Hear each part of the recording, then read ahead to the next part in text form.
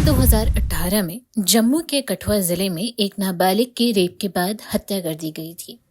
इस घटना के बाद सर्वाइवर की तस्वीर और नाम पूरे सोशल मीडिया पर वायरल हो गए थे। यहाँ तक कि मीडिया हाउसेस ने भी इनका इस्तेमाल किया था। इसके बाद दिल्ली हाई कोर्ट ने कुछ मीडिया हाउसेस पर सर्वाइवर का नाम और पहचान जारी करने के लिए जुर्माना भी लगाया था।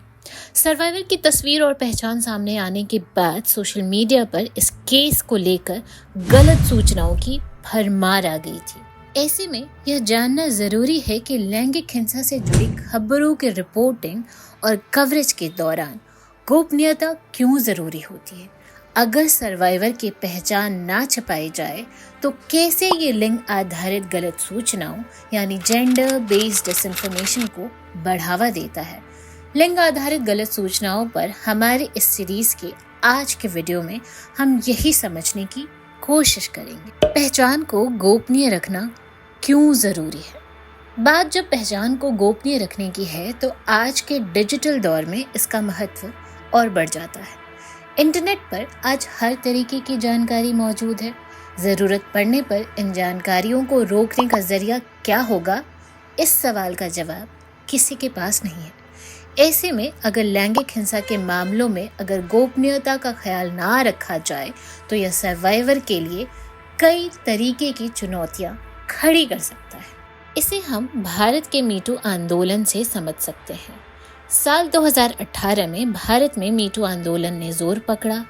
इस दौरान हमारे सामने सोशल मीडिया के जरिए कई सर्वाइवर्स के अकाउंट सामने आए। ज्यादातर मामलों में सर्वाइवर्स ने बिना अपनी पहचान जाहिर किए अपने साथ हुई हिंसा के अनुभव साझा किए थे। ये सर्वाइवर्स इसलिए अपनी कहानियों के साथ सामने आ सके क्योंकि इनके पास अपनी पहचान को गोपनीय रखने का विकल्प मौजूद था। लेकिन ऐसे मामलों में अक्सर ये सवाल उठाए जाते हैं कि पहचान छुपाने से इन अनुभवों पर भरोसा नहीं किया जा सकता। लेकिन जब हम तस्वीर का दूसरा पहलू देखते हैं तो पाते हैं कि किस तरीके से जो सर्वाइवर्स अपनी पहचान के साथ सामने आते हैं उन्हें ऑनलाइन ट्रोलिंग और नफरत का सामना करना पड़ता है। पहचान को गोपनीय रखकर ऑनलाइन प्लेटफॉर्म्स पर अपनी कहानी, अपने अनुभव साझा करना हाशिए के जेंडर से आने वाले लोगों के जीवन में एक अहम भूमिका निभाता है। गोपनीयता और हमारा प्रतिसत्तात्मक समाज।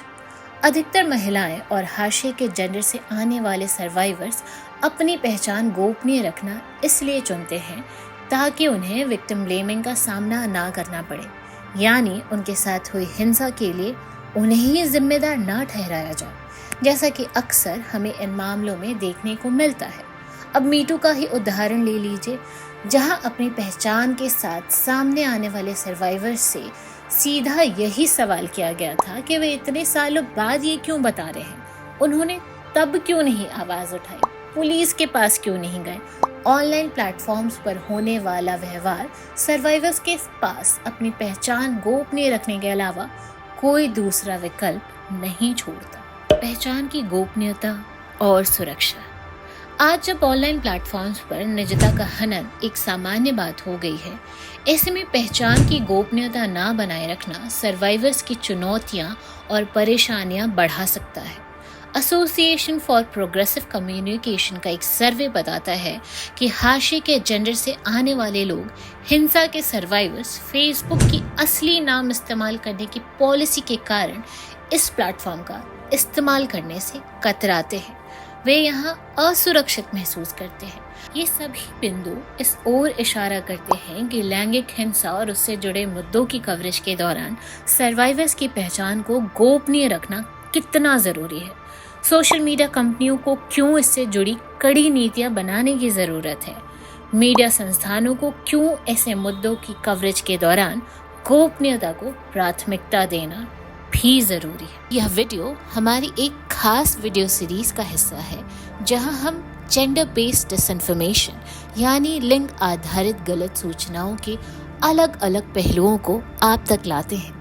हम आगे इससे जुड़े और भी ज़रूरी विषयों पर बात करेंगे, इसीलिए जुड़े रहे हमारे साथ। इस वीडियो को लाइक करें, शेयर करें और साथ ही हमारे YouTube channel feminism in India Hindi को सब्सक्राइब करना ना भूलें।